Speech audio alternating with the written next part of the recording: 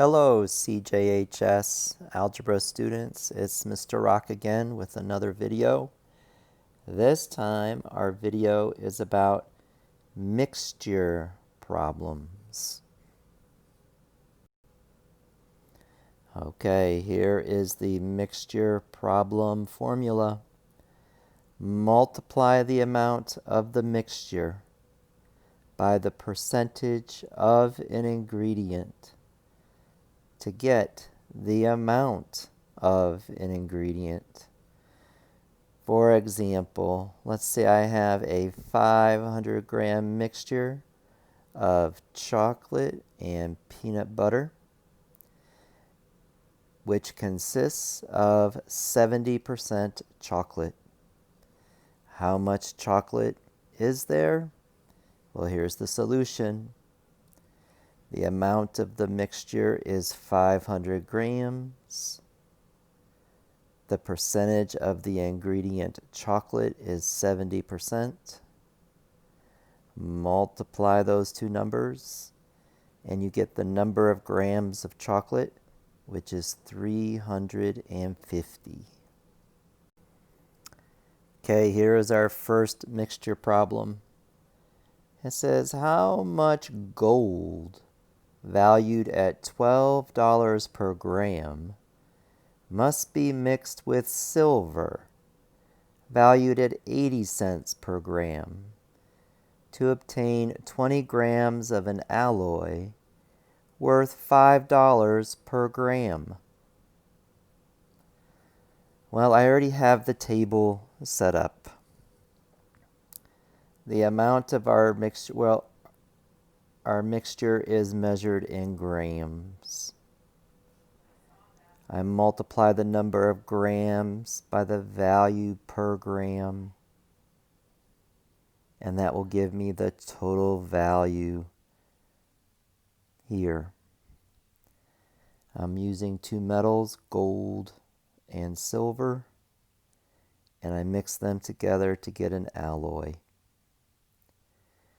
I'm trying to figure out how much gold. Use the variable x. It sells for $12 per gram. The value of the gold that I am using is 12 times x. The alloy, I want an alloy that's 20 grams.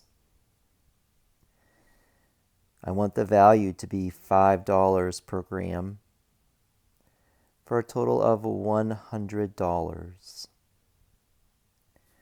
Silver.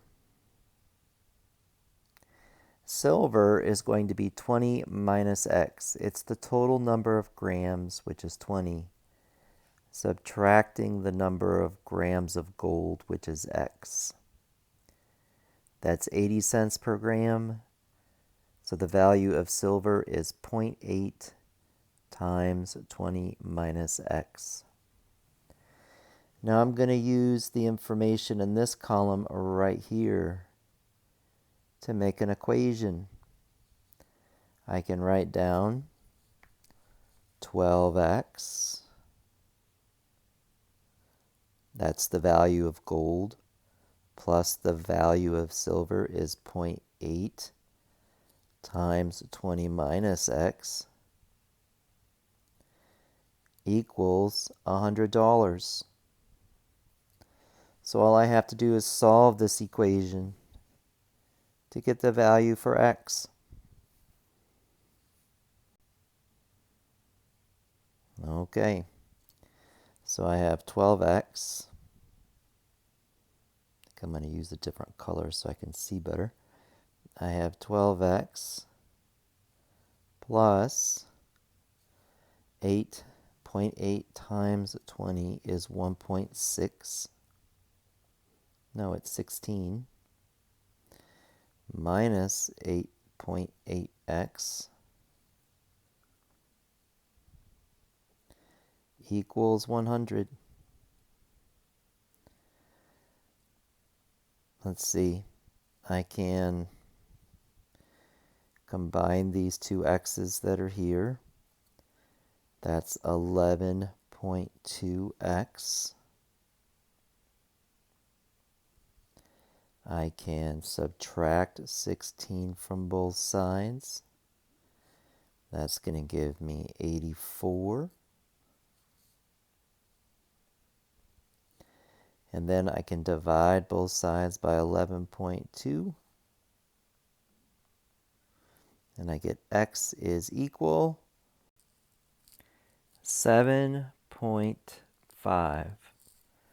Okay, so the number of grams of gold needed to make this alloy mixture is 7.5 grams. Here's our second example. It says a 400-gram solution is 25% salt. How much salt must be added to produce a solution that is 40% salt? Well, I have already made the chart here. I have my ingredients measured in grams. When I multiply the number of grams by the percentage of an ingredient, I get the amount of that ingredient, and in this case, the ingredient happens to be salt. Over here, I have the solution that we start with in the problem. I add some salt to the solution, and then I get a solution with more salt. So the solution that we start with has 400 grams. 25% of it is salt. So that means there are 100 grams of salt in the solution right now. I'm going to add some salt. I'm not sure how much salt I'm going to add. So I'm going to add this much salt. Now I have a solution with more salt. So I had 400 grams of solution, add X grams of salt. I get 400 plus X grams. The percentage, I want the percentage to be 40%. That's why it's 0.4 right here. So if I take the number of grams of this new solution and I multiply it by the percentage of salt, then this will give me the amount of salt. So now I'm ready to write an equation using the information right here in this column. I can write 100 plus x equals 0.4 times 400 plus x. So I have 100 plus x equals 160 plus 0.4x. I can subtract 100 from both sides, and I get 60. I can subtract 0.4x from both sides, and I get 0.6x. Let's see here. I can I can multiply both sides by 10. And the reason I'm going to multiply both sides by 10 is so I don't have a decimal here anymore. I don't know. I just kind of feel like doing it. So this is going to be 6x equals 600.